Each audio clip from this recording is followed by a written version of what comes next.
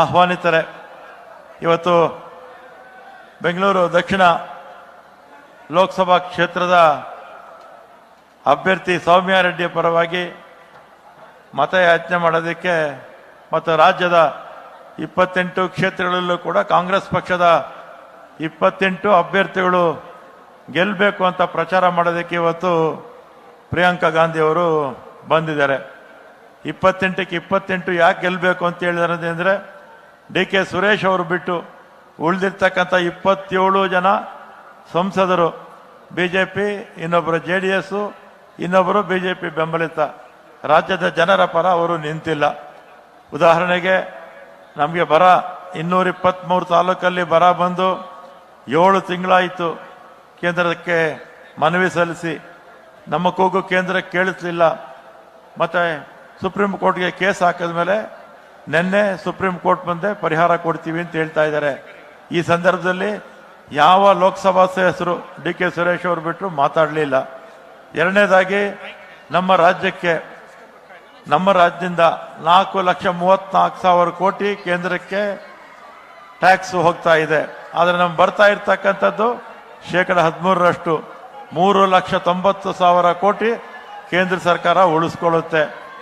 ಇದು ನಮ್ಗೆ ಅನ್ಯಾಯ ಆಗಿದೆ ಅಂತೇಳಿ ನಮ್ಮ ಮುಖ್ಯಮಂತ್ರಿಗಳು, ಉಪಮುಖ್ಯಮಂತ್ರಿಗಳು ಕೇಂದ್ರ ಜೊತೆ ಅನೇಕ ಬಾರಿ ಚರ್ಚೆ ಮಾಡಿದ್ರು ಕೂಡ ನಮ್ಗೆ ಏನು ಅಲ್ಲಿಂದ ಪ್ರಯೋಜನ ಆಗಲಿಲ್ಲ. ಆದರೆ ಇಂಥ ಸಂದರ್ಭದಲ್ಲೂ ಕೂಡ ಯಾವುದೇ ಲೋಕಸಭಾ ಸದಸ್ಯರು ಮಾತಾಡಲಿಲ್ಲ. ಮೂರನೇದಾಗಿ ಮೇಕೆದಾಟು, ನಮ್ಮ ಹಿಂದೆ ಉಪಮುಖ್ಯಮಂತ್ರಿಗಳಾಗಿದ್ದ ನಮ್ಮ ಡಿ.ಕೆ. ಶಿವಕುಮಾರ್ ಅವರು ಮೇಕೆದಾಟು ಅಣೆಕಟ್ಟು ಕಟ್ಟೋದಕ್ಕೆ ಕೇಂದ್ರಕ್ಕೆ ಪ್ರಸ್ತಾವನೆ ಸಲ್ಲಿಸಿದ್ರು. 5 ವರ್ಷ ಆಯಿತು. ಇದುವರೆಗೂ ಕೂಡ ಆ ಪ್ರಸ್ತಾವನೆಯನ್ನ ಕೇಂದ್ರ ಸರ್ಕಾರ ಪೂರೈಸ್ತಿಲ್ಲ. ಅಂದರೆ ಈ ಸಂದರ್ಭದಲ್ಲೂ ಕೂಡ ನಮ್ಮ ಯಾವುದೇ ಲೋಕಸಭಾ ಸದಸ್ಯರು ಸ್ಪಂದಿಸಲಿಲ್ಲ.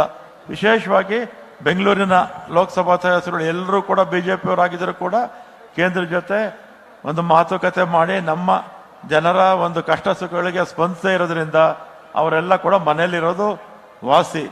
ಆದ್ರಿಂದ ಸೌಮ್ಯ ರೆಡ್ಡಿನ ಗೆಲ್ಲಿಸಿ, ಮನ್ಸೂರ್ ಅವ್ರನ್ನ ಗೆಲ್ಲಿಸಿ, ನಮ್ಮ ರಾಜೀವ್ ಗೌಡ್ರನ್ನ ಗೆಲ್ಲಿಸಿ, ಸುರೇಶ್ ಅವ್ರನ್ನ ಗೆಲ್ಲಿಸಿ 28ಕ್ಕೆ 28 ಕ್ಷೇತ್ರಗಳಲ್ಲೂ ಕಾಂಗ್ರೆಸ್ ಪಕ್ಷದ ಲೋಕಸಭಾ ಸದಸ್ಯರು ಆಯ್ಕೆ ಆಗಿ ಬರಲಿ ಅಂತೇಳಿ ಈಗ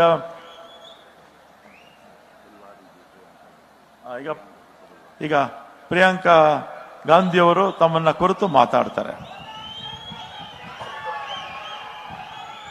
ಈಗ ಸಭೆಯನ್ನು ಉದ್ದೇಶಿಸಿ ಅಖಿಲ ಭಾರತ ಕಾಂಗ್ರೆಸ್ ಸಮಿತಿಯ ಪ್ರಧಾನ ಕಾರ್ಯದರ್ಶಿಗಳು, ನಿಮ್ಮೆಲ್ಲರ ನೆಚ್ಚಿನ ನಾಯಕರಾದಂಥ ಶ್ರೀಮತಿ ಪ್ರಿಯಾಂಕಾ ಗಾಂಧಿ ಅವರು ತಮ್ಮನ್ನು ಉದ್ದೇಶಿಸಿ ಮಾತನಾಡಲಿದ್ದಾರೆ.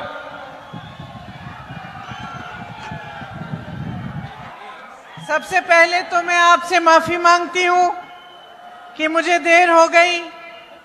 यहाँ के एयरपोर्ट पे हम लैंड नहीं कर पाए, इसलिए हमें थोड़ी देर हो गई. आप सबने इतनी देर से इंतजार किया, इतनी गर्मी में बैठे रहे, इसके लिए मैं आपकी बहुत बहुत आभारी हूं. धन्यवाद. ಮೊದಲನೇದಾಗಿ ತಮ್ಮೆಲ್ಲರನ್ನು ನಾನು ಕ್ಷಮೆ ಕೇಳಕ್ಕೆ ಇಷ್ಟಪಡ್ತೀನಿ. ಯಾಕಂದ್ರೆ ಅಷ್ಟೊತ್ತಿಂದ ನನಗೋಸ್ಕರ ಕಾಯ್ತಾ ಇದ್ದೀರಾ. ಆದರೆ ಆ ಪ್ರೀತಿ ವಿಶ್ವಾಸದಿಂದ ಕಾಯ್ತಾ ಇರೋದಕ್ಕೆ ನಾನು ಬಹಳ ನನ್ನ ಧನ್ಯವಾದಗಳನ್ನ ಸಲ್ಲಿಸಕ್ಕೆ ಇಷ್ಟಪಡ್ತೀನಿ. श्री डी.के. शिव कुमार जी, श्री रणदीप सुरजेवाला जी, श्री रामलिंग रेड्डी जी, श्री के.जे. जॉर्ज जी, श्री जमीर अहमद जी, श्री प्रिया कृष्णा जी, श्री A.C. श्रीनिवास जी, श्री उमापति गौड़ा जी, श्री रहमान खान जी, मंच पर उपस्थित सभी नेतागण, सभी कार्यकर्ता, सभी पदाधिकारी, मेरी प्यारी बहनों, मेरे प्यारे भाई, आप सबको का इस सभा में बहुत बहुत स्वागत. ವೇದಿಕೆಯಲ್ಲಿ ಆಸೀನರಾಗಿರುವಂತ ಎಲ್ಲ ನಮ್ಮ ನಾಯಕರು ಹಾಗೂ ನನ್ನ ಪ್ರೀತಿ ಅಕ್ಕ ತಂಗಿರು, ಅಣ್ಣ ತಮ್ಮಂದಿರಿಗೆ ನನ್ನ ನಮಸ್ಕಾರಗಳು. यहाँ मैं कुछ महीनों पहले ही आई थी.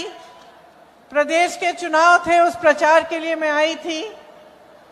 मैंने बेंगलोर में भी काफी सभाएं की और बहुत खुशी के साथ और गर्व के साथ मैं कह सकती हूं कि आपने कांग्रेस की सरकार चुनी और जो गारंटी कांग्रेस की सरकार, कांग्रेस पार्टी ने आपको सरकार बनाने से पहले दी थी, वो आज आप अपनी आंखों के सामने पूरी होती हुई देख रहे हैं.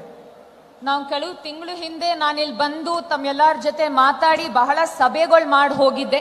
ಚುನಾವಣೆ ಮುಂಚಿತವಾಗಿ. ಆಮೇಲೆ ಚುನಾವಣೆ ಆದ್ಮೇಲೆ ತಾವು ಕಾಂಗ್ರೆಸ್ ಪಕ್ಷಕ್ಕೆ ಆಶೀರ್ವಾದ ಮಾಡಿ ನಮಗೆ ಸರ್ಕಾರ ತಂದು ಕೊಟ್ಟಿದ್ದು ನಂಗೆ ಬಹಳ ಖುಷಿ ಆಗುವಂತ ವಿಷಯ. ये सरकार जो प्रदेश में बनी है ये आपकी सरकार है। आपने देखा कि गृह लक्ष्मी योजना के तहत 1,25,00,000 महिलाओं को हर महीने 2,000 रुपए मिल रहे हैं।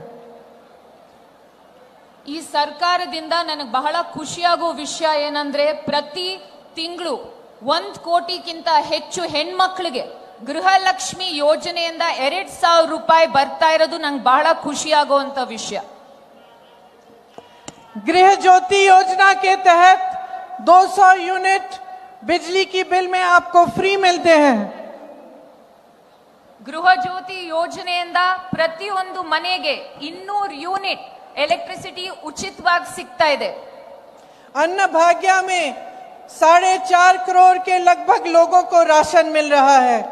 मुफ्त में मेरी सारी बहनें बस यात्रा कर रही हैं। अच्छा लग रहा है आपको? ಅನ್ನಭಾಗ್ಯ ಯೋಜನೆಯಿಂದ 4 ಕೋಟಿಗಿಂತ ಹೆಚ್ಚು ಕುಟುಂಬಗಳಿಗೆ ಇವತ್ತು ಅಕ್ಕಿ ಮತ್ತೆ ರೇಷನ್ ಸಿಗ್ತಾ ಇದೆ. ಮತ್ತೆ ಶಕ್ತಿ ಯೋಜನೆಯಿಂದ ನಮ್ಮ ಅಕ್ಕ ತಂಗಿರು ಉಚಿತವಾಗಿ ಬಸ್ಸಲ್ಲಿ ಪ್ರಯಾಣ ಮಾಡ್ತಾ ಇದ್ದಾರೆ. ಚೆನ್ನಾಗ್ ಅನ್ಸತ್ತಾ, ಖುಷಿ ಆಗತ್ತಾ ಅಂತ ಕೇಳ್ತಾ ಇದ್ದಾರೆ ತಮ್ಮನ್ನ. इसके साथ युवा निधि जो योजना है इसमें 1.5 लाख युवाओं को वजीफा मिल चुका है और ये शुरुआत है, जल्द ही 10 लाख और युवाओं को मिलेगा। ನಮ್ಮ ಯುವ ನಿಧಿ ಯೋಜನೆಯಿಂದ ಲಕ್ಷಾಂತರ ಯುವಕರಿಗೆ ನಮ್ಮಿಂದ ಹಣ ಹೋಗ್ತಾ ಇದೆ. ಇನ್ನೂ ಹೆಚ್ಚಾಗತ್ತೆ ಅಂತ ನನಗೆ ನಂಬಿಕೆ ಇದೆ. ಅದರಿಂದ ನನಗೂ ಕೂಡ ಬಹಳ ಖುಷಿ ಆಗ್ತಾ ಇದೆ. तो जैसे प्रदेश चुनाव के समय हमने आपको कुछ गारंटी बताई थी और उन्हें पूरा करने का काम हम अभी कर रहे हैं।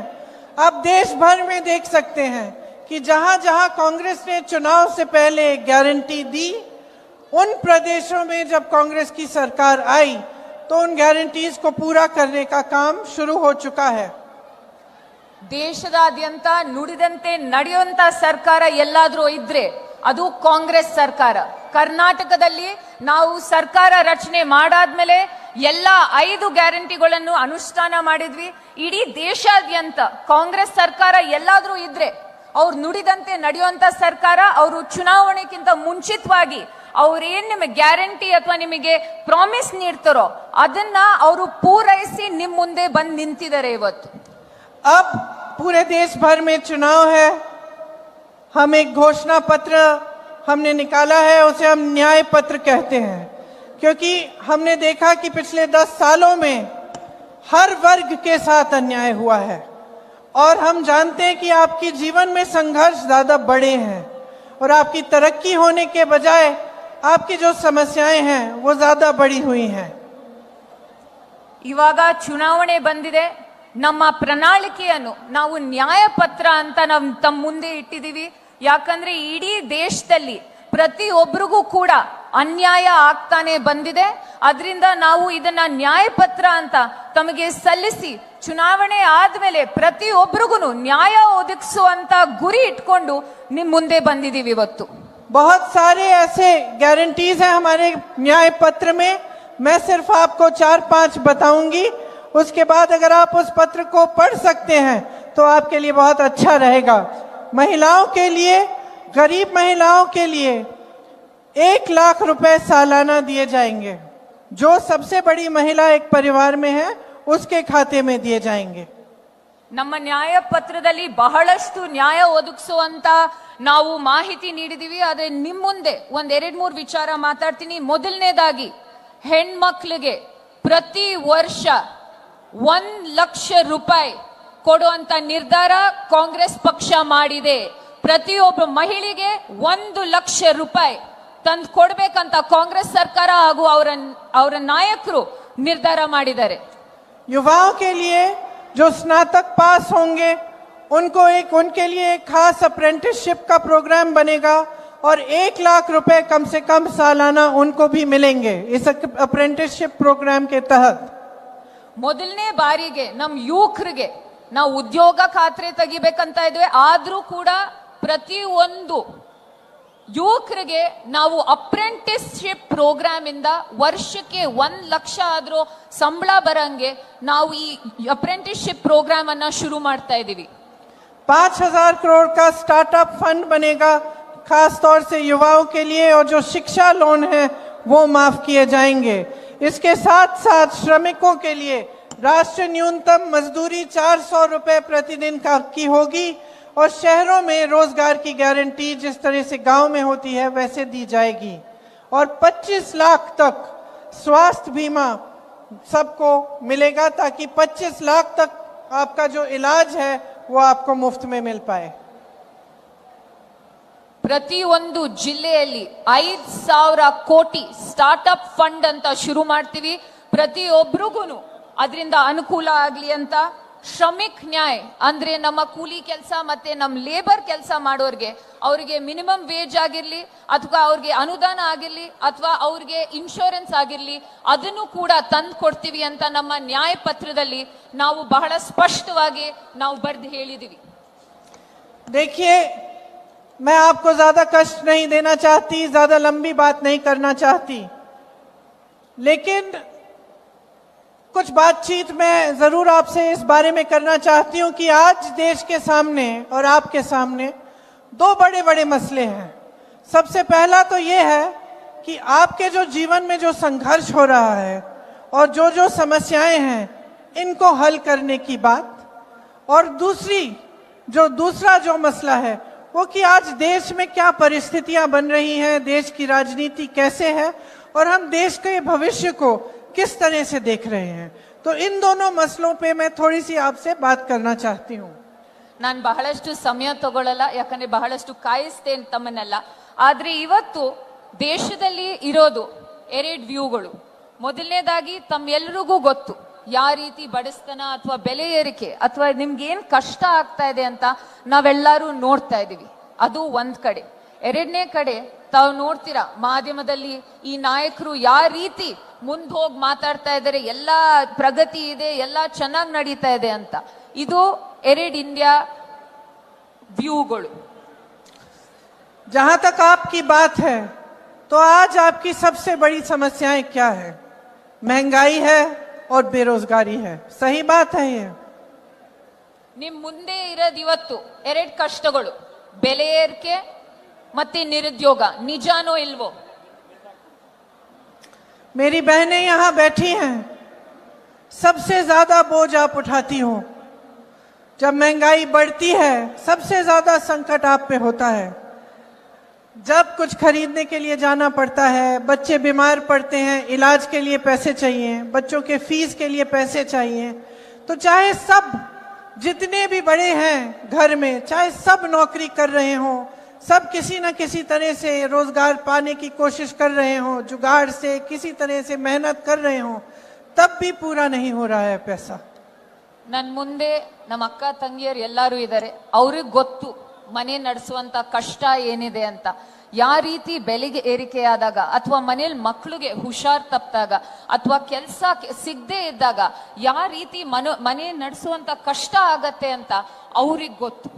पेट्रोल महंगा है, डीजल महंगा है, मिट्टी की तेल महंगी है, सोना 73,000 तक चले गया, चांदी 90,000 है, गैस सिलेंडर का दाम कहां कहां पहुंच गया है, हर चीज का दाम बढ़ गया है, कुछ आपको सस्ता नहीं मिल रहा है. किस तरह से आप इस जीवन को जी रही हैं, किस तरह से आगे बढ़ पा रहा है परिवार, ये मैं समझती हूं कि बहुत ही मुश्किलों का आज आप सामना कर रही हैं. ಪೆಟ್ರೋಲ್ ಬೆಲೆ ಏರಿದೆ, ಡೀಸೆಲ್ ಬೆಲೆ ಏರಿದೆ, ಅಡುಗೆ ಎಣ್ಣೆ ಬೆಲೆ, ಚಿನ್ನ ಬೆಳ್ಳಿ ಎಲ್ಲಾದ್ರದ್ದು ಬೆಲೆ ಏರಿದೆ. ನನಗ್ ಗೊತ್ತಾಗತ್ತೆ ನಮ್ಮ ಅಕ್ಕ ತಂಗಿಯರು ಯಾವ ರೀತಿ ಕಷ್ಟ ಪಡ್ತಾ ಇದಾರೆ ಈ ಬೆಲೆ ಏರಿಕೆ ಸಂದರ್ಭದಲ್ಲಿ ಅಂತ. आज चाहे किसान हो, चाहे श्रमिक हो, चाहे मेरी बहनें हो, चाहे कोई मिडिल क्लास का हो, सबके लिए मुश्किलें बढ़ रही हैं. और ये आपने देखा होगा पिछले 10 सालों में कि महंगाई बढ़ती चली गई है, लेकिन आपके लिए रोजगार बनाने का काम नहीं हुआ है. ಸಮಾಜದಲ್ಲಿ ಎಲ್ಲಾ ವರ್ಗಗಳಲ್ಲಿ ಬೆಲೆ ಏರಿಕೆ ಎಲ್ಲರೂ ಎದುರಿಸ್ತಾ ಇದ್ದಾರೆ. ಆದ್ರೆ ಬೆಲೆ ಏರಿಕೆ ಎದುರಿಸೋ ಸಮಯದಲ್ಲಿ ನಮಗೆ ನಿರುದ್ಯೋಗದ ತೊಂದರೆ ಕೂಡ ಪ್ರತಿಯೊಬ್ಬರಿಗೂ ಕಾಡ್ತಾ ಇದೆ. तो मोदी जी के इस 10 साल के राज में आपको मिला क्या? अगर आप अपने जीवन को देखते हैं तो क्या आपको लगता है कि आपके जीवन में तरक्की आई? ನೀವು ಪ್ರಧಾನ ಮಂತ್ರಿ ಮೋದಿ ಅವರ 10 ವರ್ಷದ ಆಡಳಿತ ನೋಡಿದಿರ.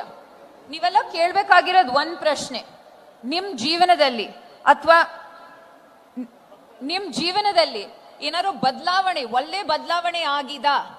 ಪ್ರತಿಯೊಬ್ರು ಪ್ರಶ್ನೆ ಮಾಡಬೇಕಾಗಿರೋದು ಅದನ್ನ. आपको एक इमेज दिखाई गई, रोज दिखाई जाती है टीवी पे, सुपरमैन की इमेज, मिले आपको महंगाई man?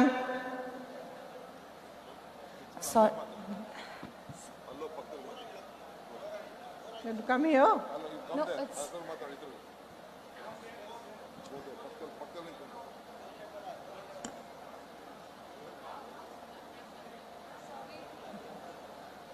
No problem.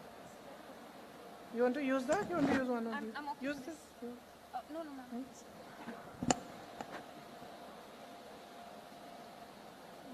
Okay. Go ahead. You want me to repeat? मैं कह रही थी कि आपको सुपरमैन की इमेज दिखाई गई, लेकिन मिले आपको महंगाई मैन, जिन्होंने सिर्फ आपकी महंगाइयां बढ़ाई. ನಿಮ್ಮೆಲ್ಲರ ಮುಂದೆ ಸೂಪರ್ ಮ್ಯಾನ್ ತರ ಏನಂತೀನಿ ಬಂದ್ ನಿಂತ್ಕೊಂಡ್ರು. ಆದ್ರೆ ನಿಜಾಂಶ ಏನಂದ್ರೆ ಅವ್ರ ಸೂಪರ್ ಮ್ಯಾನ್ ಅಲ್ಲ, ಅವ್ರ ಬೆಲೆ ಏರಿಕೆ ಅಥವಾ ಮೆಹಂಗಾಯಿ ಮ್ಯಾನ್ ಆಗಿ ನಿಂತಿದ್ದಾರೆ ನಿಮ್ಮೆಲ್ಲರ ಮುಂದೆ. दरअसल सच्चाई ये है कि इन 10 सालों में सरकार आपके लिए नहीं चली. चाहे आपको टीवी पे, होर्डिंग्स पे, मीडिया कुछ भी दिखाए, सच्चाई ये है जो आप जी रहे हैं. सच्चाई ये है कि आपके जीवन में तरक्की नहीं आई. ನಿಜಾಂಶ ಏನಂದ್ರೆ ಇವತ್ತು ನೀವ್ ಟಿವಿಲಿ ಅಥವಾ ಮಾಧ್ಯಮಗಳಲ್ಲಿ ನೋಡೋ ಅಚ್ಚೇ ದಿನ ಅಥವಾ ದೊಡ್ಡ ಪ್ರಗತಿ ಅಂತ ನಾವ್ ಜೀವನ ಇವತ್ತು ನಾವ್ ನಡೆಸ್ತಾ ಇಲ್ಲ.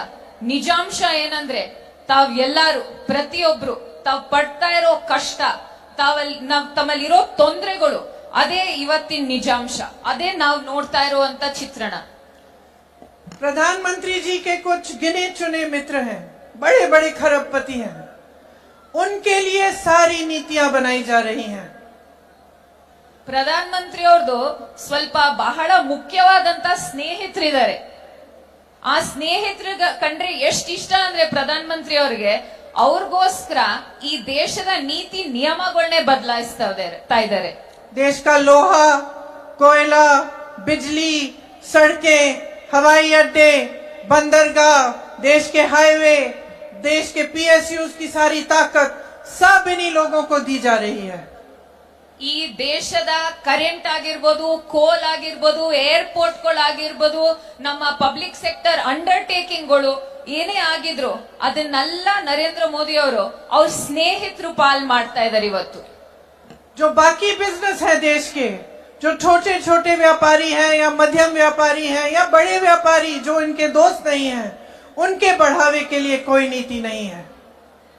ಇವತ್ತಿನ ನಿಜಾಂಶ ಏನಂದ್ರೆ ನಮ್ಮ ಸಣ್ಣ ಪುಟ್ಟ ಉದ್ಯಮಿಗಳು, ಈ ದೇಶದ ಬೆನ್ನೆಲುಬಾಗಿರುವಂತ ಸಣ್ಣ ಪುಟ್ಟ ಉದ್ಯಮಿಗಳಿಗೆ ಏನು ಸಹಾಯ ಬರ್ತಾ ಇಲ್ಲ. ಇವತ್ತು ಅವರು ಸಣ್ಣ ಪುಟ್ಟ ಉದ್ಯಮಿಗಳು, ನಮ್ ದೇಶ ನಡೆಸೋ ಉದ್ಯಮಿಗಳಿಗೆ ನಾವ್ ತೊಂದರೆ ಕೊಟ್ಟು ಇವತ್ತು ಅವ್ರಿಗಂತೂ ಏನು ಸಹಾಯ ಮಾಡಿಲ್ಲ ಈ ಪ್ರಧಾನ ಮಂತ್ರಿ ಮೋದಿ ಅವರು. गरीबों के लिए नहीं है, मिडिल क्लास के लिए नहीं है, श्रमिकों के लिए, किसानों के लिए कोई ऐसी स्कीम्स नहीं है जो आपको आगे बढ़ाए. अगर स्कीम बनती भी है तो 5 किलो राशन देने की स्कीम या कुछ ऐसी चीज जिससे आप अपने पैरों पे खड़े नहीं होंगे, लेकिन आपको कुछ कुछ थोड़ा थोड़ा दिया जाएगा ताकि आप चुप रहें. ಇವತ್ತು ರೈತರಿಗೆ, ಬಡವರಿಗೆ, ಮಧ್ಯಮ ವರ್ಗದವ್ರಿಗೆ, ಲೇಬರ್ ಕ್ಲಾಸ್ ಅವ್ರಿಗೆ ಯಾರಿಗೂ ಸಮಾಜದಲ್ಲಿ ಯಾರಿಗೂ ಏನು ಸಹಾಯ ಮಾಡ್ತಾ ಇಲ್ಲ. ಏನಾದ್ರೂ ಸಹಾಯ ಮಾಡಿದ್ರೆ 5 kg ಅನ್ನ ಅಥವಾ ಸಣ್ಣ ಪುಟ್ಟ ಅಕ್ಕಿ ಅಥವಾ ಸಣ್ಣ ಪುಟ್ಟ ಸ್ಕೀಮ್ಗಳಲ್ಲಿ ತಮಗ್ ಕೊಟ್ಟಿ ತಮಗ್ ತೃಪ್ತಿ ಪಡಿಸುವಂತ ಪ್ರಯತ್ನ ಒಂದ್ ಮಾತ್ರ ಮಾಡ್ತಾ ಇದ್ದಾರೆ ನರೇಂದ್ರ ಮೋದಿ ಅವರು. हर स्तर पर लोकतंत्र को कमजोर करने की कोशिशें होती हैं. आपके अधिकार कमजोर किए जाते हैं. आज संविधान बदलने की बात हो रही है. संविधान बदलने से क्या होगा? आप ही के अधिकार कमजोर होंगे, आप ही की मजबूती कम होगी, क्योंकि संविधान के तहत इस देश में हर इंसान को, चाहे वो महिला हो, पुरुष हो, किसी भी जाति का, किसी भी धर्म का हो, चाहे वो किसान हो, चाहे प्रधानमंत्री हो, सबको समान अधिकार मिलता है. ಇವತ್ತು ಪ್ರಜಾಪ್ರಭುತ್ವವನ್ನು ವೀಕ್ ಮಾಡಕ್ ಹೊರಟಿದ್ದಾರೆ. ಎರಡನೇದಾಗಿ ತಮ್ಮ ಅಧಿಕಾರ ಮತ್ತೆ ತಮಗ್ ಸಾಂವಿಧಾನಿಕ ಏನ್ ಹಕ್ಕೊಳಿದ್ವೋ ಅದನ್ನ ಕಮ್ಮಿ ಮಾಡ್ತಾ ಇದ್ದಾರೆ. ಆಮೇಲೆ ಇವ್ರುಗಳು ಸಂವಿಧಾನವನ್ನೇ ಬದಲಾಯಿಸಕ್ ನಿಂತಿರುವಂತ ಪಕ್ಷ. ಸಂವಿಧಾನ ಬದಲಾಯಿದ್ರೆ ಯಾರಿಗ್ ತೊಂದ್ರೆ ಆಗತ್ತೆ? ಪ್ರಜಾಪ್ರಭುತ್ವದಲ್ಲಿ ಸಂವಿಧಾನ ಬದಲಾದ್ರೆ ತಮ್ ಎಲ್ಲಾರ್ಗೂ ಹಕ್ಕಿರೋ ಹಕ್ಗಳು, ಸಾಂವಿಧಾನಿಕ ಹಕ್ಕೊಳ್ಳನ್ನ ಕಿತ್ಕೋತಾರೆ. ಆಮೇಲೆ ಕಿತ್ಕೊಳ್ಳುವಂತ ಪ್ರಯತ್ನ ಆಗ್ಲೇ ಶುರು ಆಗಿದೆ, ಇನ್ನೂ ಹೆಚ್ಚು ಮಾಡ್ತಾರೆ ಬರೋ ದಿವಸಗಳಲ್ಲಿ. शायद इस देश में पहली बार ऐसा हुआ होगा कि चुनाव से पहले दो मुख्यमंत्रियों को गिरफ्तार किया गया है. किसी एक देश की सबसे बड़ी पार्टी के बैंक अकाउंट बंद किए गए हैं और पूरे विपक्ष पे एक भयंकर हमला हो रहा है. प्रधानमंत्री सुबह से शाम तक यही कहते रहते हैं कि पूरी दुनिया भ्रष्ट है, सारे नेता भ्रष्ट हैं, सिर्फ वही एक ईमानदार और पाक है. ಇವತ್ತು ದೇಶದ ಇತಿಹಾಸದಲ್ಲಿ ಮೊದಲನೇ ಬಾರಿಗೆ ಎರಡೆರಡು ಮುಖ್ಯಮಂತ್ರಿಗಳನ್ನ ಜೈಲಿಗೆ ಹಾಕಿದ್ದಾರೆ. ಇವತ್ ನೋಡ್ತೀರಾ, ದೇಶದ ಅತಿ ದೊಡ್ಡ ರಾಜಕೀಯ ಪಕ್ಷದ್ದು ಅಕೌಂಟ್ ನ ಬಂದ್ ಮಾಡಿದ್ದಾರೆ. ಪ್ರಧಾನ ಮಂತ್ರಿ ಅವ್ರಿಗೆ ಏನ್ ಅನ್ಸಿದೆ ಅಂದ್ರೆ, ಇಡೀ ದೇಶದಲ್ಲಿ ಮತ್ತೆ ಭೂಮಿ ಮತ್ತೆ ಪ್ರಪಂಚದಲ್ಲಿ ಎಲ್ಲಾರು ಭ್ರಷ್ಟರು ಇರೋದು ಒಬ್ರೆ, ಭ್ರಷ್ಟರಾಗದೆ ಇರೋರು, ಕರಪ್ಷನ್ ಫ್ರೀ ಅಂತ ಯಾರು ಇದ್ರೆ ಒಬ್ರೆ ಅನ್ಕೊಂಡಿದ್ದಾರೆ ನರೇಂದ್ರ ಮೋದಿ ಅವರು. लेकिन कुछ समय पहले उन्होंने एक स्कीम बनाई, इलेक्टोरल बॉन्ड्स की स्कीम, जिसके तहत जो भी राजनीतिक दल को चंदा दे रहा था उसका नाम गुप्त रहता था. ಇವಾಗ ತಮ್ಗೆಲ್ಲರಿಗೂ ಗೊತ್ತಿರೋ ಹಾಗೆ ಅವ್ರ ಸರ್ಕಾರ ಮತ್ತೆ ಅವ್ರ ನೇತೃತ್ವದಲ್ಲಿ ಒಂದು ಎಲೆಕ್ಟ್ರಲ್ ಬಾಂಡ್ ಅಂತ ಒಂದು ಸ್ಕೀಮ್ ತಂದ್ರು. ಆ ಸ್ಕೀಮ್ ಅಲ್ಲಿ ಏನಂದ್ರೆ, ತಾವ್ ಎಷ್ಟೇ ದುಡ್ಡು ಕೊಟ್ರು, ಯಾವ ರೀತಿ ಚಂದಾ ವಸೂಲಿ ಆದ್ರೂ ಕೂಡ ಯಾರು ಕೊಟ್ಟಿದ್ದಾರೆ, ಎಷ್ಟು ಕೊಟ್ಟಿದ್ದಾರೆ ಅಂತ ಯಾರಿಗೂ ಗೊತ್ತಾಗ್ತಾ ಇರ್ಲಿಲ್ಲ. सुप्रीम कोर्ट ने कहा कि यह गलत स्कीम है, इसको पारदर्शी बनाओ, जिसने जिसको चंदा दी है उसकी लिस्ट निकलनी चाहिए. तो पहले तो सरकार ने मना कर दिया कि लिस्ट नहीं मिल रही है, फिर सुप्रीम कोर्ट ने डांटा तो वो लिस्ट निकली, और जब लिस्ट निकली तो नरेंद्र मोदी जी की भाजपा की पूरी असलियत इस देश के सामने आ चुकी है. ನಮ್ ಸುಪ್ರೀಂ ಕೋರ್ಟ್ ಹೇಳ್ತು, ತಾವ್ ಎಲ್ಲಾರ್ಗೂ ತೆರೆದಿಡ್ಬೇಕು ಯಾರ್ಯಾರು ಏನಂತೀನಿ ಈ ಎಲೆಕ್ಟ್ರಲ್ ಬಾಂಡ್ ಅಲ್ಲಿ ಫಂಡ್ ನೀಡಿದ್ದಾರೆ ಅಂತ. ಸರ್ಕಾರ ಹೇಳ್ತು ನಾವು ಕೊಡಲ್ಲ, ನಮ್ಮ ಹತ್ರ ಇಲ್ಲ ಅಂತ. ಸುಪ್ರೀಂ ಕೋರ್ಟ್ ಪುನಃ ಕೇಳಿದಾಗ ಅವ್ರು ಎಲ್ಲ ಬಂದು ತೆರೆದಿಟ್ಟು ಯಾರು ಯಾವ ಪಕ್ಷಕ್ಕೆ ಎಷ್ಟು ಕೊಟ್ಟಿದ್ದಾರೆ ಅಂತ ನೋಡಿದಾಗ ಯಾರಿಂದ ಚಂದಾ ವಸೂಲಿ ಆಯ್ತು, ಯಾರು ಎಷ್ಟು ಕೊಟ್ರು ಅಂತ ಇಡೀ ದೇಶದ ಮುಂದೆನೆ ತೆರೆದಿಟ್ಟು ಎಲ್ಲಾರ್ಗೂ ಗೊತ್ತಾಯ್ತು ಯಾವ ಪಕ್ಷ ಚಂದಾ ವಸೂಲಿ ಮಾಡ್ತಿತ್ತು ಅಂತ. चंदा की स्कीम नहीं थी, ये वसूली की स्कीम थी. जिसने चंदा दिया उसकी एक अनोखी कहानी थी. किसी पे छापा मारा, चंदा लिया, छापे बंद. किसी पे केस डाले, चंदा लिया, केस बंद. किसी ने कोविड की वैक्सीन बनाई, उसने चंदा दिया. किसी ने वो गुजरात का पुल बनाया जो टूट कर गिर पड़ा, उसने भी चंदा दिया. किसी ऐसी कंपनी ने चंदा दिया जिसकी 150 करोड़ तक के तकरीबन मुनाफा है और चंदा दे रहे हैं 1100 करोड़ का. ಈ ಚಂದ ಅಲ್ಲ, ಇದು ವಸೂಲಿ ಆಗಿತ್ತು. ಯಾಕಂದ್ರೆ ತಾವ್ ಯಾರ್ಯಾರು ಕೊಟ್ಟಿದ್ದಾರೆ, ದುಡ್ಡು ಕೊಟ್ಟಿದ್ದಾರೆ ಅಂತ ನೋಡಿದ್ರೆ ಯಾರ್ಯಾರಿಗೆ ITED ನೋಟಿಸ್ ಹೋಗಿತ್ತೋ ಅವ್ರಿಗೆ, ಯಾರ್ಯಾರ ಮೇಲೆ ಕೇಸ್ ಆಗಿತ್ತೋ ಅವ್ರಿಗೆ, ಯಾರ್ಯಾರಿಗೆ ವ್ಯಾಕ್ಸಿನ್ ಪರ್ಮಿಷನ್ ಬೇಕಿತ್ತೋ, ಬ್ರಿಡ್ಜ್ ಕಟ್ಟಕ್ ಪರ್ಮಿಷನ್ ಬೇಕಿತ್ತೋ, ಏನಾದ್ರು ಟೆಂಡರ್ ಅಲ್ಲಿ ಕೆಲಸ ಆಗ್ಬೇಕಾಗಿತ್ತೋ, ಅವರು ಎಲೆಕ್ಟ್ರಲ್ ಬಾಂಡ್ಸ್ ಅಲ್ಲಿ ಈ ಪಕ್ಷಕ್ಕೆ ದುಡ್ಡು ಕೊಟ್ಟಿದ್ರು. ಇದು ಎಲ್ಲ ಬಹಿರಂಗವಾಗಿ ತಮ್ಮ ಮುಂದೆ ಸುಪ್ರೀಂ ಕೋರ್ಟ್ ಆದೇಶ ಆದ್ಮೇಲೆ ಮುಂದ್ ಬಂದ್ ಇಟ್ಟಿದೀವಿ. पूरी तरह से काले धन को सफेद करने की स्कीम है ये. ಇದು ಬೇರೆ ಏನು ಅಲ್ಲ, ಕಪ್ ಹಣವನ್ನು ವೈಟ್ ಮಾಡಿ ತಂದು ಕ್ಲೀನ್ ಆಗಿ ಮುಂದ್ ಉಪಯೋಗಿಸಕ್ ಆಗಿರುವಂತ ಷಡ್ಯಂತ್ರ ಇದು. और भाजपा ने तो इतना मजाक समझ रखा है, वो सोचते हैं कि कुछ भी कर लेंगे, पब्लिक को पता नहीं चलेगा. एक पूरी सर्विस, जैसे आप जाते हैं ना लॉन्ड्री सर्विस में, फुल सर्विस देते हैं. वॉशिंग मशीन है, उसमें काला धन डालो, सफेद निकलता है. मनी लॉन्ड्रिंग की मशीन है, स्टेन रिमूवल की सर्विस मिल रही है.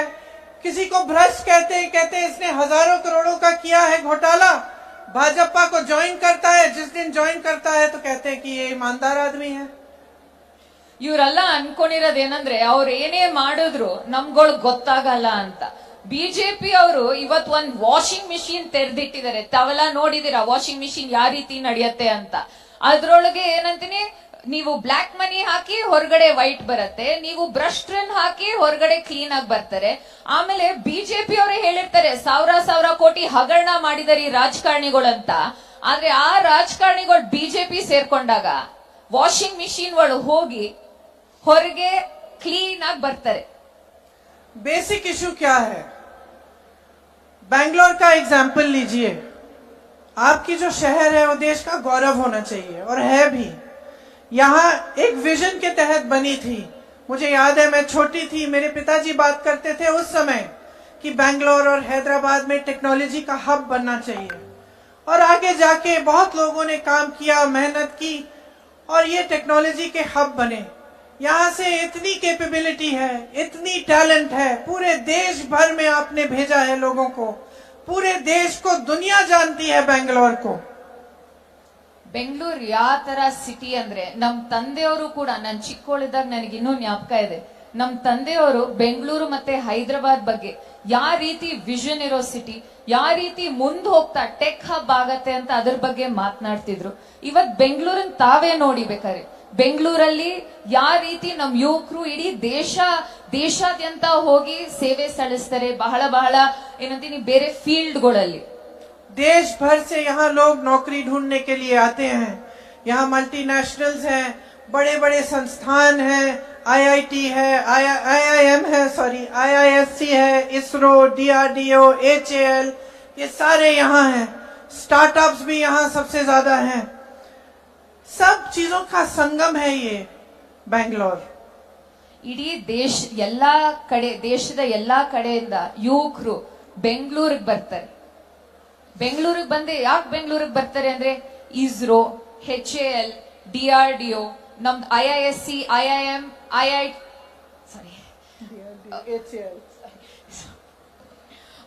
ಬಹಳಷ್ಟು ಸಂಸ್ಥಾ ಇನ್ಸ್ಟಿಟ್ಯೂಷನ್ಗಳಿದಾವೆ. ಅದರಿಂದ ಇನ್ಸ್ಟಿಟ್ಯೂಷನ್ ಮಾತ್ರ ಅಲ್ಲ, ನಮ್ಮಲ್ಲಿ ಸ್ಟಾರ್ಟ್ಅಪ್ಗಳು ಕೂಡ ಬಹಳಷ್ಟು ಇದಾವೆ ಅಂತ ನಮ್ ಯುವಕರು ದೇಶದಾದ್ಯಂತ ಎಲ್ಲಾ ಕಡೆ ಬಿಟ್ಟು ಬೆಂಗಳೂರಿಗೆ ಬರ್ತಾರೆ. लेकिन यहाँ का पॉपुलेशन काफी बढ़ गया है. पिछले 20 सालों में 3 गुना हो गया है. पानी की किल्लत है. यहाँ तेजी से विकास आया तो इसके लिए पर्यावरण, हरियाली, पानी, इसकी जरूरत और बड़ी है. और यहाँ के लिए एक बैलेंस डेवलपमेंट होना चाहिए. इंफ्रास्ट्रक्चर, एनवायरमेंटल प्रोजेक्ट्स होने चाहिए. ಬೆಂಗಳೂರಿನ ಜನಸಂಖ್ಯೆ ಬಹಳಷ್ಟು ಬೆಳೀತಾ ಇದೆ. ಯಾವ ರೀತಿ ಬೆಳೀತಾ ಇದೆ ಅಂದ್ರೆ, ಒಂದೊಂದು ನೀರಾವರಿ ಆಗಿರ್ಬೋದು, ಇರಿಗೇಷನ್ ಆಗಿರ್ಬೋದು, ಸ್ವಲ್ಪ ತಾಪತ್ರೆಗಳು ಆಗ್ತಾ ಇದೆ. ಆದ್ರೆ ಬೆಂಗಳೂರಿಗೆ ನಮಗೆ ಬ್ಯಾಲೆನ್ಸ್ಡ್ ಇನ್ಫ್ರಾಸ್ಟ್ರಕ್ಚರ್ ಅನ್ನೋದು ನಾವು ಮುಂದೆ ತರಬೇಕು. और यहाँ पे पहले जैसे एक झीलों का शहर कहलाता था, उस तरह से बनाना चाहिए. जो सबअर्बन रेल प्रोजेक्ट है, जो मेट्रो का एक्सपेंशन है, ये सब करना है. ओला, उबर, जोमेटो, स्विगी में जो काम करते हैं उन पर फोकस होना चाहिए. उनके लिए सामाजिक सुरक्षा भी मिलनी चाहिए. लेकिन यहाँ के सारे सांसद भाजपा के हैं. वो क्या बातें कर रहे हैं? इतना बड़ा चुनाव है, पूरी दुनिया देख रही है. दुनिया का सबसे बड़ा लोकतंत्र है और दुनिया क्या देख रही है कि कैसी कैसी बातें हो रही हैं. आपके सबसे बड़े नेता जो सबसे ऊंचा पोजीशन इस देश में रखते हैं, वो कैसी कैसी बातें आपके सामने कर रहे हैं. आपके विकास की बात नहीं हो रही है, आपके झीलों की बात नहीं हो रही है, यहाँ की टेक्नोलॉजी की बात नहीं हो रही है, श्रमिकों की बात नहीं हो रही है, किसानों की बात नहीं हो रही है. देश में बात क्या हो रही है? ಬೆಂಗಳೂರಲ್ಲಿ ಬಹಳಷ್ಟು ಸಬರ್ಬನ್ ರೇಲ್ ಆಗಿರ್ಲಿ, ಮೆಟ್ರೋ ಆಗಿರ್ಲಿ, ಅದಕ್ಕೆ ನಾವಿನ್ನೂ ಹೊತ್ಕೊಟ್ಟು ನಾವಿನ್ನೂ ಡೆವಲಪ್ ಮಾಡಬೇಕು. ಆಮೇಲೆ ಗಿಗ್ ವರ್ಕರ್ಸ್ ಬೆಂಗಳೂರಲ್ಲಿ ಬಹಳಷ್ಟಿದ್ದಾರೆ. ಉಬರ್, ಓಲಾ, ಸ್ವಿಗ್ಗಿ, ಝೊಮ್ಯಾಟೊ, ಆ ರೀತಿ ಅವ್ರಗಳಿಗೂ ನಾವು ಸಹಾಯ ನೀಡಬೇಕು. ಆದ್ರೆ ತೊಂದ್ರೆ ಮತ್ತೆ ತಾಪತ್ರೆ ಏನಂದ್ರೆ, ಬೆಂಗಳೂರಿನ ಎಲ್ಲಾ ಸಂಸದರು ಯಾವ ಪಕ್ಷದವರು? ಬಿಜೆಪಿ ಪಕ್ಷದವರು. ರಾಜ್ಯದಲ್ಲೂ ಕೂಡ ಇವತ್ತು ಈ ಚುನಾವಣೆಯಲ್ಲಿ ಇಡೀ ಪ್ರಪಂಚನೇ ನೋಡ್ತಾ ಅಂತ ಚುನಾವಣೆಯಲ್ಲಿ ಅವರು ರೈತರ ಬಗ್ಗೆ ಮಾತಾಡ್ತಾ ಇಲ್ಲ, ಹೆಣ್ಮಕ್ಳ ಬಗ್ಗೆ ಮಾತಾಡ್ತಾ ಇಲ್ಲ, ಸಮಸ್ಯೆಗಳ ಬಗ್ಗೆ ಮಾತಾಡ್ತಾ ಇಲ್ಲ. ಯಾರಿಗ್ ಪ್ರಗತಿ ತಂದ್ಕೊಡ್ತೀವಿ ಅಂದ್ರೂ ಅವ್ರ ಬಗ್ಗೆ ಅಂತೂ ಮಾತಾಡ್ತಾ ಇಲ್ಲ. ಅವರ ಅತಿ ದೊಡ್ಡ ನಾಯಕರು ಸ್ಟೇಜ್ ಅಲ್ಲಿ ನಿಂತ್ಕೊಂಡು ಯಾವ ರೀತಿ ಯಾವ ವಿಷಯಗಳ ಬಗ್ಗೆ ಮಾತನಾಡ್ತಾರೆ ಅಂತ ತಾವೇ ಕೂಡ ನೋಡಿದಿರಾ. ಇಡೀ ಪ್ರಪಂಚ ನೋಡ್ತಾ ಇದೆ ಇದನ್ನ. आप टीवी चलाओ, क्या बातें देखते हो? क्या देखते हो कि कौन सी पार्टी आपके लिए कौन सा स्कीम ला रही है? क्या आप देखते हो कि कौन सी पार्टी किस तरह से रोजगार बनाएंगे आपके लिए, किस तरह से आपको मजबूत बनाएंगे? नहीं, आप देखते हो कि पीएम कह रहे हैं हमें 400 पार कर दो, हम संविधान को बदल देंगे, हमें 400 सीट दो. ಇವತ್ತು ತಾವೆಲ್ಲ ಈ ಚುನಾವಣೆಯಲ್ಲಿ ನೋಡ್ತಾ ಇದ್ದೀರಾ ಯಾವ ರೀತಿ ಚುನಾವಣೆ ನಡೀತಾ ಇದೆ ಅಂತ. ಯಾವುದು ಪ್ರಗತಿಪರ ವಿಷಯಗಳಾಗಿರ್ಲಿ ಅಥವಾ ಯಾವ ರೀತಿ ಜನಕ್ಕೆ ಸಹಾಯ ಮಾಡ್ತೀನಿ ಅಂತ ಅದ್ರ ಬಗ್ಗೆ ಅವ್ರ ಚುನಾವಣೆ ನಡೆಸ್ತಾ ಇಲ್ಲ. ಅವ್ರ ಚುನಾವಣೆ ನಡೆಸ್ತಾ ಇರೋದು ಯಾವ್ದ್ರ ಮೇಲಂದ್ರೆ, ಅವರು ಒಂದ್ ಪ್ರಧಾನ ಮಂತ್ರಿ ಅವ್ರ ಫೋಟೋ ಹಾಕ್ಬಿಟ್ಟು ನಾವು 400ಕ್ಕಿಂತ ಹೆಚ್ಚು ಸೀಟ್ ಬರ್ತೀವಿ, 400ಕ್ಕಿಂತ ಹೆಚ್ಚು ಸೀಟ್ ಬಂದ್ರೆ ನಮ್ ಸಂವಿಧಾನ ಬದಲಾಯಿಸ್ತೀವಿ ಅಂತ ಆ ರೀತಿ ಮಾತ್ರ ಈ ಚುನಾವಣೆ ನಡೆಸ್ತಾ ಇದ್ದಾರೆ. कभी कहेंगे कि मुझे गाली दे रहे हैं, कभी धर्म की बात करेंगे, हर चीज की बात करेंगे, लेकिन आपके जो प्रॉब्लम्स हैं, आपकी समस्याएं हैं, उसकी बात नहीं होती. Is this what you deserve? One of the most qualified cities in the world. You have exported technology, innovation, manpower, everything, and you deserve this in your election. That this should be the discussion. ಬೆಂಗಳೂರಂತ ರಾಜ್ಯಕ್ಕೆ ನಮಗ್ ಬೇಕಾಗಿರೋಂತ ಲೀಡರ್ಗಳು ಯಾರಂದ್ರೆ ನಮ್ಮ ಪ್ರಗತಿ, ನಮ್ಮ ಉನ್ನತ ಯಾವ ರೀತಿ ನಾವು ಮುಂದೆ ಹೋಗ್ಬೋದು ಅಂತ ಆ ರೀತಿ ನಮಗ್ ನಾಯಕರು ಬೇಕು. ಆದ್ರೆ ಇವತ್ತು ಚುನಾವಣೆ ನಡೀತಾ ಇರೋದು ಯಾವ್ದ್ರ ಮೇಲೆ ಅಂದ್ರೆ, ತಾವೆಲ್ಲ ನೋಡಿದಿರ ಯಾವ ರೀತಿ ಭಾವನಾತ್ಮಕ ಚುನಾವಣೆ ಮಾತ್ರ ನಡೆಸ್ತಾ ಇದಾರೆ ಇವರು. ಬೆಂಗಳೂರು ಜನಕ್ಕೆ ಮತ್ತೆ ಕರ್ನಾಟಕ ರಾಜ್ಯಕ್ಕೆ ಈ ರೀತಿ ನಾಯಕರು ಬೇಕಿಲ್ಲ. कैसी कैसी बहकी बहकी बातें. पिछले 2 दिनों में अब ये शुरू हुआ है कि कांग्रेस पार्टी चाहती है कि आपके मंगलसूत्र और आपका सोना आपसे छीन ले. 70 सालों से ये देश स्वतंत्र है. 55 सालों के लिए कांग्रेस की सरकार रही है. किसी ने आपसे सोना छीना, आपके मंगलसूत्र छीने? इंदिरा गांधी ने अपना सोना, जब जंग हुई थी, अपना सोना देश को दिया. मेरी मां का मंगलसूत्र इस देश को कुर्बान हुआ है. 2-3 ದಿವಸದಿಂದ ಯಾವ ರೀತಿ ಮಾತುಗಳು ನಡೀತಾ ಇದೆ ಅಂತ ತಾವು ನೋಡ್ತೀರಾ. ಅವ್ರಂತಾರೆ ಕಾಂಗ್ರೆಸ್ ಪಕ್ಷಕ್ಕೆ ಬೆಂಬಲ ನೀಡಿದ್ರೆ ನಮ್ ಹೆಣ್ಮಕ್ಳಿನ ತಾಲಿ ಅಥವಾ ಮಂಗಲಸೂತ್ರ ಕಿತ್ಕೋತಾರೆ ಅಂತ. ನಮ್ಮ ದೇಶಕ್ಕೆ ಇಂಡಿಪೆಂಡೆನ್ಸ್ ಬಂದ್ ಎಷ್ಟು ವರ್ಷ ಆಯ್ತು? ಕಾಂಗ್ರೆಸ್ ಪಕ್ಷ ಎಷ್ಟು ವರ್ಷ ಆಡಳಿತ ಮಾಡಿಲ್ಲ. ನಮ್ ಸ್ವಂತ ಅಜ್ಜಿಯವರು ಯುದ್ಧದಲ್ಲಿ ಅವ್ರ ಚಿನ್ನನ ಅಡ ಇಟ್ಟು ನಮ್ ಸೈನಿಕರಿಗೆ ಸಹಾಯ ಮಾಡಿದ್ರು. ಇವತ್ತು ನಮ್ ತಾಯ ಮಂಗಲಸೂತ್ರ, ನಮ್ ತಂದೆಯವರು ಶಹೀದ್ ಆದ್ರಲ್ಲ, ಆ ಮಂಗಲಸೂತ್ರ ಈ ನೆಲದಲ್ಲಿದೆ. ಅದೇ ನಮ್ ಕುಟುಂಬದ ಇತಿಹಾಸ. सच्चाई ये है कि ये लोग महिलाओं का संघर्ष नहीं समझ सकते. महिलाओं के दिल में जो सेवा भाव होता है ना, वो सेवा भाव हमारे इस देश की सारी परंपराओं का आधार है. वही सेवा भाव, वो जो महिला जो रात को सोएगी नहीं जब तक सारे नहीं सो जाएंगे घर में, वो महिला जब परिवार में संकट आता है, पैसों की कमी होती है, तो वो अपने गहने गिरवी रखेगी. वो भूखी सोएगी लेकिन किसी और को भूखा नहीं सोने देगी. उसका संघर्ष ये लोग नहीं जानते. ಈ ಬಿಜೆಪಿ ಪಕ್ಷಕ್ಕೆ ಹೆಣ್ಮಕ್ಳ ಕಷ್ಟಗಳು ಅರ್ಥ ಆಗಲ್ಲ. ಈ ನಮ್ ದೇಶದ ಹೆಣ್ಮಕ್ಳು ಯಾವ ರೀತಿ ಅಂದ್ರೆ ಸೇವಾ ಮನೋಭಾವದವರು, ಸೇವೆ ಮಾಡಕ್ಕೆ ಅವ್ರ ಜೀವನವನ್ನೇ ಮುಡಿಪಾಗಿಡೋರು. ಈ ಹೆಣ್ಮಕ್ಳು ತಾವೆಲ್ಲ ನೋಡಿದಿರಾ, ಅವ್ರ ಮನೆಯಲ್ಲಿ ಬೇರೆಯವ್ರೆಲ್ಲ ಮನ್ಗೋಕ್ಕಿಂತ ಅಥವಾ ಊಟ ಮಾಡಕ್ಕಿಂತ ಮುಂಚೆ ಅವ್ರ ಮನ್ಗಲ್ಲ. ಅವರು ಬೇರೆಯವ್ರಿಗೆ ಸಹಾಯ ಆಗ್ಲಿ ಅಂತ ಅವ್ರ ಸ್ವಂತ ಏನಿದೋ ಚಿನ್ನ ಆಗಿರ್ಲಿ ಏನೇ ಆಗಿರ್ಲಿ ಅಡ ಇಟ್ಟು ಜನಕ್ಕೆ ಸಹಾಯ ಮಾಡುವಂತ ಮನೋಭಾವ. ಆದ್ರೆ ಈ ನಮ್ ಬಿಜೆಪಿ ನಾಯಕರಿಗೆ ನಮ್ ಹೆಣ್ಮಕ್ಳ ಕಷ್ಟ, ಅವ್ರ ಕಷ್ಟ ಅಂತೂ ಅರ್ಥನೇ ಆಗಲ್ಲ. और अगर मोदी जी मंगलसूत्र का महत्व समझते तो वो ऐसी अनैतिक बातें नहीं करते. ಪ್ರಧಾನ ಮಂತ್ರಿ ಮೋದಿ ಅವರಿಗೆ ಆ ನಮ್ ಮಾಂಗಲ್ಯ ಸರದ್ದು ವ್ಯಾಲ್ಯೂ ಗೊತ್ತಿದ್ದಿದ್ರೆ ಈ ರೀತಿ ಅಂತೂ ಮಾತನಾಡ್ತಿರ್ಲಿಲ್ಲ. किसान पर कर्ज चढ़ता है तो उसकी पत्नी अपने मंगलसूत्र को गिरवी रखती है. ರೈತರು ಸಾಲ ಹೆಚ್ಚಾದಾಗ ಅವ್ರ ಮನೆಯಲ್ಲಿ ಅವ್ರ ಹೆಂಡತಿ ಆ ಮಂಗಲಸೂತ್ರನ ಅಡ ಇಡ್ತಾಳೆ.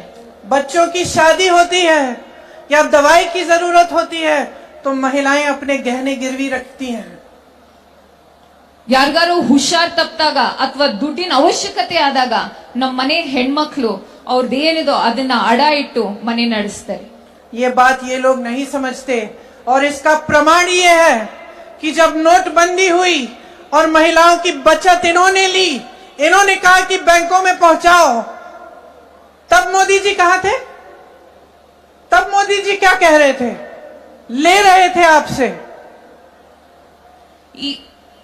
ಈ ಮಂಗಲಸೂತ್ರದ ಮಹತ್ವದ ಬಗ್ಗೆ ಮಾತಾಡೋ ನಾಯಕರು ನೋಟ್ ಬಂದಿ ಆದಾಗ ನಮ್ ಹೆಣ್ಮಕ್ಳು ದುಡ್ಡು ಕೂಡಿಟ್ಟಿದ್ ಕಷ್ಟಪಟ್ಟು ಕೂಡಿಟ್ಟಿದ್ ದುಡ್ಡು ಎಲ್ಲ ಆ ನೋಟ್ಗಳು ರದ್ದಾದಾಗ ಈ ಪ್ರಧಾನ ಮಂತ್ರಿ ಮೋದಿ ಅವರು ಎಲ್ಲಿದ್ರು? ಇಷ್ಟೆಲ್ಲ ಮಾತಾಡ್ತಾರಲ್ಲ, ಎಲ್ಲಿದ್ರು ಅವರು? जब देश में उन्होंने कहा कि कल से लॉकडाउन हो जाएगा और सारे मजदूर पूरे देश भर से, बेंगलोर से भी, यूपी, बिहार, अलग अलग जगहों में पैदल निकले क्योंकि इन्होंने ट्रेनें बंद कर दी, बस बंद कर दी. तब जब खाना नहीं मिल रहा था शहरों में, जब कोई चारा नहीं था, तो महिलाओं ने अपने गहने, अपनी बचत गिरवी रखी. तब मोदी जी कहां थे? ದೇಶದಲ್ಲಿ ಕೋವಿಡ್ ಆದಾಗ ಯಾರಿಗೂ ಹೇಳ್ದೇನೆ ರಾತ್ರೋ ರಾತ್ರಿ ಲಾಕ್ ಡೌನ್ ಮಾಡಿದಾಗ ಯಾರಿಗೂ ಏನು, ಎಷ್ಟೋ ಜನಕ್ಕೆ ಊಟ ಇಲ್ಲ, ಎಷ್ಟೋ ಜನ ನಮ್ ಇಡೀ ದೇಶಾದ್ಯಂತ ಮೈಗ್ರೆಂಟ್ ವರ್ಕರ್ಸ್ ಎಲ್ಲಿದ್ದಾರೆ ಅವ್ರಿಗೆ ಹೋಗೋ ದಾರಿ ಇಲ್ಲ, ದಿಕ್ಕಿಲ್ಲ. ಎಷ್ಟೋ ಕಡೆ ಅಷ್ಟೂ ಕಷ್ಟ, ಎಷ್ಟೋ ಜನ ಸಾವನ್ನಪ್ಪಿದ್ರು, ಎಷ್ಟೋ ಜನ ನಡ್ಕೊಂಡ್ ಹೋಗಿ ಸತ್ತಿದ್ದಾರೆ. ಅವ್ರ ಕಷ್ಟ ನೋಡ್ಕೊಳ್ಳೋವಾಗ ಹೆಣ್ಮಕ್ಳು ಕಷ್ಟ ಅವ್ರು ಯಾವ ರೀತಿ ಸಹಿಸಿದ್ರು ಅಂತ ಅವಾಗ ಎಲ್ಲಿದ್ರು ಪ್ರಧಾನ ಮಂತ್ರಿ ಮೋದಿ ಅವರು? किसान आंदोलन हुआ, 600 किसान शहीद हुए, उनकी विधवाओं के मंगलसूत्र के बारे में सोचा मोदी जी ने? ರೈತರು ಪ್ರತಿಭಟನೆ ಮಾಡಿದ್ರು, ಬಹಳಷ್ಟು ತಿಂಗಳು ಪ್ರತಿಭಟನೆ ಮಾಡಿದ್ರು. 600ಕ್ಕಿಂತ ಹೆಚ್ಚು ನಮ್ಮ ರೈತರು ತೀರೋದ್ರು ಈ ಪ್ರತಿಭಟನೆಯಲ್ಲಿ. ಅವ್ರ ಮನೇಲಿರೋ ಹೆಂಡತಿಯರ ಮಂಗಲಸೂತ್ರದ ಬಗ್ಗೆ ಯೋಚನೆ ಇರ್ಲಿಲ್ವಾ? ಪ್ರಧಾನ ಮಂತ್ರಿ ಮೋದಿ ಅವರು ಎಲ್ಲಿದ್ರು ಅವಾಗ? मणिपुर में एक जवान की बीवी को का वस्त्र हरण करके पूरे देश के सामने चलाया. मोदी जी चुप थे, कुछ नहीं बोले. उसके मंगलसूत्र के बारे में नहीं सोचा उन्होंने. ಮಣಿಪುರಲ್ಲಿ ಒಂದ್ ಹೆಣ್ಮಗಳನ್ನ ವಸ್ತ್ರಾಹರಣ ಮಾಡು ಬೀದಿಯಲ್ಲಿ ಕರ್ಕೊಂಡು ಹೋಗುವಾಗ ಪ್ರಧಾನ ಮಂತ್ರಿ ಮೋದಿ ಅವ್ರು ಮಾತನಾಡಿದ್ರ? ಇಲ್ಲ. ಪ್ರಧಾನ ಮಂತ್ರಿ ಮೋದಿ ಅವ್ರಿಗೆ ಆ ಹೆಣ್ಮಗಳು ಮಂಗಲಸೂತ್ರದ ಬಗ್ಗೆ ಅವಾಗ ಯೋಚನೆ ಇರ್ಲಿಲ್ವಾ? ಪ್ರಧಾನ ಮಂತ್ರಿ ಮೋದಿ ಅವ್ರು ಎಲ್ಲಿದ್ರು? पलक नहीं झपकाई उन्होंने. और आज चुनाव के लिए, वोटों के लिए महिलाओं को ऐसी बातें कर रहे हैं, डरा रहे हैं ताकि डर के वो वोट दें. शर्म आनी चाहिए उनको, शर्म आनी चाहिए. ಒಂಚೂರು ಕಾಳಜಿ ಇಲ್ಲ ನಮ್ ದೇಶದ ಬಗ್ಗೆ. ಇವಾಗ ಚುನಾವಣೆ ಬಂದಿದೆ ಅಂತ ತಮ್ಗೆಲ್ಲ ಹೆದರಿಸ್ಬಿಟ್ಟು ವೋಟ್ ಹಾಕ್ಸ್ಕೊಳಕ್ ನೋಡ್ತಾ ಇದಾರಲ್ಲ, ನಾಚಿಕೆ ಆಗ್ಬೇಕು ಪ್ರಧಾನ ಮಂತ್ರಿ ಮೋದಿ ಅವ್ರಿಗೆ, ನಾಚಿಕೆ. अगर इस देश की महिलाओं के मंगलसूत्र की परवाह होती तो उनके बेटों को आप रोजगार दिलवाते, तो महंगाई कम करते, छात्रों को शिक्षा की सुविधा देते, देश की बेटियों को अपने पैरों पे खड़े होने का काम कराते. ಇವತ್ತು ನರೇಂದ್ರ ಮೋದಿ ಅವ್ರಿಗೆ ಅಷ್ಟ್ ಯೋಚನೆ ಇದ್ದಿದ್ರೆ ನಮ್ಮ ಹೆಣ್ಮಕ್ಳು ಮಂಗಲಸೂತ್ರದ ಬಗ್ಗೆ ಅವ್ರ ಮನೆಯಲ್ಲಿರೋ ಗಂಡ್ ಮಕ್ಳಿಗೆ ಉದ್ಯೋಗ ಒದಗಿಸ್ಕೊಡ್ತಿದ್ರು, ಬೆಲೆ ಏರಿಕೆ ಕಮ್ಮಿ ಮಾಡ್ಕೊಡ್ತಿದ್ರು, ಆಮೇಲೆ ಹೆಣ್ಮಕ್ಳ ಸಬಲೀಕರಣಕ್ಕೆ ಇನ್ನೂ ಹೆಚ್ಚು ಒತ್ತು ಕೊಡ್ತಿದ್ರು ಅಂತ ನಾನು ಹೇಳಕ್ ಇಷ್ಟಪಡ್ತೀನಿ. देश हैरानी से देख रहा है. इतनी बड़ी बड़ी समस्याएं हैं. आप यहाँ बैठी हैं, मैं जानती हूँ यहाँ से जाएंगी, देर हो रही है, काफी महिलाएं चली भी गई हैं क्योंकि घर जाना है, काम करना है, बहुत देर हो गई है, खाना पकाना है, लोगों को देखना है, चाहे आप जॉब कर रही हैं, कुछ भी कर रही हैं. इतनी महंगाई है, इतनी बड़ी बड़ी समस्याएं हैं, तमाम बच्चे बेरोजगार घूम रहे हैं, आपने मेहनत से पढ़ाया, शिक्षा दिलवाई. इतनी बड़ी समस्याएं हैं और इतनी छोटी छोटी स्तर की बातें हो रही हैं. सारे नेता भाजपा के आपके सामने आकर ऐसी अजीब अजीब सी बातें कर रहे हैं, झूठ बोल रहे हैं दिन रात. सोचते हैं कि आप देखेंगे नहीं, आप पढ़ेंगे नहीं कि कौन सी पार्टी क्या कह रही है? क्या हो रहा है आपके आंखों के सामने? ದೇಶದ ಮುಂದೆ ಬಹಳಷ್ಟು ಸಮಸ್ಯೆಗಳಿದಾವೆ. ನನ್ಗೂ ಗೊತ್ತು, ಬಹಳಷ್ಟು ಹೆಣ್ಮಕ್ಳು ಇಲ್ಲಿ ಮನೆ ಹೋಗಿ ಮನೆ ನೋಡ್ಕೋಬೇಕು, ಕತ್ಲಾಯ್ತು, ನನ್ಗೋಸ್ಕರ ಕಾಯ್ದಿದ್ದೀರಾ ಅಂತ. ತಾವೆಲ್ಲ ಇವತ್ತು ಬಹಳ ಮಹತ್ವವಾದಂತ ತೊಂದರೆಗಳು ಈ ದೇಶವನ್ನ ಕಾಡ್ತಾ ಇದೆ. ಬೆಲೆ ಏರಿಕೆ ಆಗಿರ್ಬೋದು, ನಿರುದ್ಯೋಗ ಆಗಿರ್ಬೋದು. ಆದ್ರೆ ಇಂಥ ದೊಡ್ಡ ವಿಚಾರಗಳಿದ್ದಾಗ, ಇಂಥ ದೊಡ್ಡ ಸಮಸ್ಯೆಗಳಿದ್ದಾಗ ಈ ದೇಶದಲ್ಲಿ ಈ ಪ್ರಧಾನ ಮಂತ್ರಿಯವರು ಯಾವ ತರ ಸಣ್ಣ ಸಣ್ಣ ಮಾತನಾಡ್ತಾ ಇದಾರೆ ಅಂತ ತಾವೆಲ್ಲ ನೋಡ್ತಾ ಇದ್ದೀರಾ. ಬಿಜೆಪಿ ಅವ್ರ ನಾಯಕರು ಯಾವ ರೀತಿ ಹೊಲ್ಸು ಮತ್ತೆ ಸಣ್ಣ ಸಣ್ಣ ಮಾತುಗಳಾಡಿ ರಾಜಕೀಯ ಮಾಡ್ತಾ ಇದಾರೆ ಅಂತ ತಾವೆಲ್ಲ ನೋಡ್ತಾ ಇದ್ದೀರಾ. ನಾವು ಯಾವ ವಿಚಾರಗಳು ದೇಶಕ್ಕೆ ತೊಂದರೆ ತರ್ತಾ ಇದೆ ಅದನ್ನ ಹೇಗ್ ಬಗೆಹರಿಸ್ಬೇಕಂತ ಮಾತನಾಡ್ತಾ ಇದೀವಿ. ಆದ್ರೆ ಬಿಜೆಪಿ ಮತ್ತೆ ಅವ್ರ ನಾಯಕರು ಈ ತರ ಸಣ್ಣ ಸಣ್ಣ ಮಾತಾಡಿ ತಮ್ಗೆಲ್ಲ ಮಂಕ್ ಬುದ್ಧಿ ಎರ್ಚಕ್ ನಿಂತಿದ್ದಾರೆ. ಆದ್ರೆ ತಾವೆಲ್ಲ ನೋಡ್ತಾ ಇದ್ದೀರಾ ನಿಜಾಂಶ ಏನು ಅಂತ. ತಮ್ ಕಣ್ ಮುಂದೆ ಎಲ್ಲ ತಾವೆಲ್ಲ ನೋಡ್ತಾ ಇದ್ದೀರಾ. आप तय करिए, ये आपका चुनाव है. कितने चुनाव हिंदू मुस्लिम हिंदू मुस्लिम हिंदू मुस्लिम करके आप लड़वाएंगे? आप तय करिए. और आप क्या ये चुनाव महंगाई, बेरोजगारी, शिक्षा, स्वास्थ्य पे नहीं लड़ाना चाहते? आप तय करिए, आपको कैसी राजनीति चाहिए? नैतिक राजनीति कि नाटक की राजनीति? सत्ता की राजनीति कि सत्य की राजनीति? परोपकार चाहिए आपको या अहंकार चाहिए? ये तय करिए, क्योंकि अब समय आ गया है कि अगर आप गहराई से नहीं सोचेंगे, आप जागोगे नहीं, तो ये देश खाई में चले जाएगा. ತಾವೆಲ್ಲ ನೋಡ್ತಾ ಇದ್ದೀರಾ, ಇನ್ನು ಎಷ್ಟು ವರ್ಷ ನಡೆಸ್ತಾರೆ ಹಿಂದೂ ಮುಸಲ್ಮಾನರ ಮಧ್ಯೆ ಯಾವ ರೀತಿ ಒಡಕನ್ ತರ್ತಾ ಇದಾರೆ ಅಂತ ತಾವೆಲ್ಲ ನೋಡ್ತಾ ಇದ್ದೀರಾ. ಆದ್ರೆ ನಿರ್ಧಾರ ಮಾಡ್ಬೇಕಾಗಿರೋದ್ ನೀವುಗಳು. ನಿಮಗೆ ಯಾವ ರೀತಿ ರಾಜಕೀಯ ಬೇಕು, ಯಾವ ರೀತಿ ಪಕ್ಷ ಬೇಕು? ನೈತಿಕತೆಯ ರಾಜಕೀಯನೋ ನಾಟಕದ ರಾಜಕೀಯನೋ ಬೇಕು, ಅಥವಾ ನೈತಿಕತೆಯ ಪಕ್ಷ ಬೇಕು, ನಾಟಕ ಮಾಡುವಂತ ಪಕ್ಷ ಬೇಕು, ಸತ್ಯ ಹೇಳುವಂತ ಪಕ್ಷ ಬೇಕು, ಸುಳ್ಳು ಹೇಳುವಂತ ಪಕ್ಷ ಬೇಕು ಅಂತ ನೀವುಗಳು ನಿರ್ಧಾರ ಮಾಡಬೇಕು. धर्म ने क्या सिखाया है? भगवान राम को हम क्यों पूजते हैं? क्योंकि उन्होंने सेवा की, प्रजा की, और वो एक नैतिक, भगवान राम नैतिक थे, सत्य के पथ पर चले. ನಾವೆಲ್ಲ ರಾಮನ್ ಯಾಕೆ ನಾವು ಪ್ರಾರ್ಥಿಸೋದು? ಯಾಕಂದ್ರೆ ಅವ್ರ ಸೇವಾ ಮನೋಭಾವ ನೋಡಿ ನಾವೆಲ್ಲ ಪ್ರಾರ್ಥಿಸ್ತೀವಿ. ರಾಮ ಅನ್ನೋದು ನೈತಿಕತೆಯ ದಾರಿಯಲ್ಲಿ ನಡೆದಿದ್ದು, ಸತ್ಯದ ದಾರಿಯಲ್ಲಿ ನಡೆದಿದಂತ ನಮ್ ಶ್ರೀರಾಮ. महात्मा गांधी जी ने वही पथ पकड़ा जब उनको गोली लगी. हे राम करके लफ्ज निकले उनके मुंह से. उन्होंने पूरा स्वतंत्रता संग्राम सत्य के आधार पर लड़ा.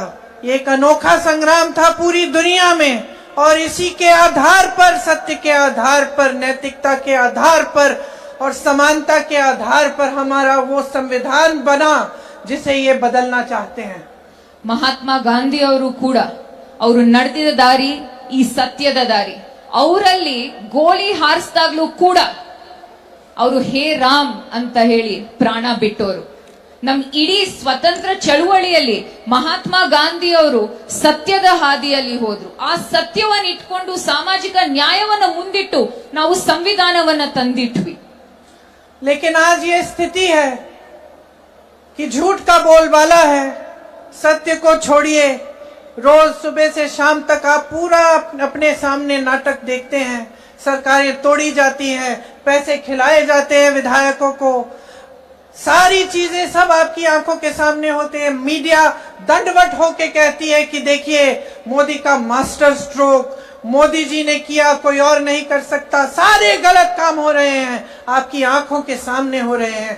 आप चुप हैं.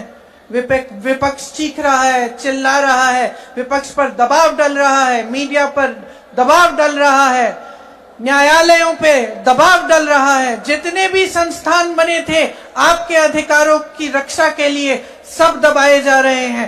हम लड़ रहे हैं, आप कब लड़ोगे? ಸತ್ಯ ಅನ್ನೋದ್ ಬಿಟ್ಬಿಡಿ, ಬಿಜೆಪಿ ಅವರು ಪ್ರತಿ ದಿನ ನಾಟಕ ಮತ್ತೆ ಸುಳ್ಳು ಹೇಳ್ಕೊಂಡು ಓಡಾಡ್ಕೊಂಡು ರಾಜಕೀಯ ಮಾಡ್ತಾ ಇದ್ದಾರೆ. ಪ್ರತಿ ಒಬ್ರಿಗೂ ಗೊತ್ತು ಈ ನಿಜಾಂಶ ಏನು ಅಂತ, ಏನ್ ತಾಪತ್ರೆಗಳು ತಮ್ಮನ್ನೆಲ್ಲ ಕಾಡ್ತಾ ಇದೆ ಅಂತ ತಮ್ಗೆಲ್ಲರಿಗೂ ಗೊತ್ತು. ಆದ್ರೆ ದೇಶದ ಮಾಧ್ಯಮಗಳಲ್ಲಿ ಎಲ್ಲ ಚೆನ್ನಾಗಿದೆ, ಪ್ರಗತಿ ಇದೆ, ಈ ದೇಶದಲ್ಲಿ ಎಲ್ಲ ಉದ್ಧಾರ ಆಗ್ತಾ ಇದಾರೆ ಅಂತ ತೋರಿಸ್ತಾ ಇದ್ದಾರೆ. ಇವತ್ತು ನರೇಂದ್ರ ಮೋದಿ ವಿಪಕ್ಷದ ನಾಯಕರು ಮಾತ್ರ ಅಲ್ಲ, ಮಾಧ್ಯಮಗಳಾಗಿರ್ಲಿ, ವಿಪಕ್ಷ ಆಗಿರ್ಲಿ, ಉನ್ನತ ನ್ಯಾಯಾಲಯ ಆಗಿರ್ಲಿ, ಪ್ರತಿ ಒಬ್ರು ಮೇಲೆ ಪ್ರೆಷರ್ ತಂದು ಏನ್ ಸಾಧಿಸಕ್ ನೋಡ್ತಾ ಇದಾರೆ ಅಂತ ನೀವ್ ನೋಡ್ತಾ ಇದ್ದೀರಾ. ಆದ್ರೆ ನಿಮ್ ಹಕ್ಕಗೋಸ್ಕರ ಯಾರೋ ಹೋರಾಟ ಮಾಡಂಗಿದ್ರೆ ನಾವ್ ನಿಮ್ ಪರ ಯಾವತ್ತೂ ನಿಂತಿರ್ತೀವಿ.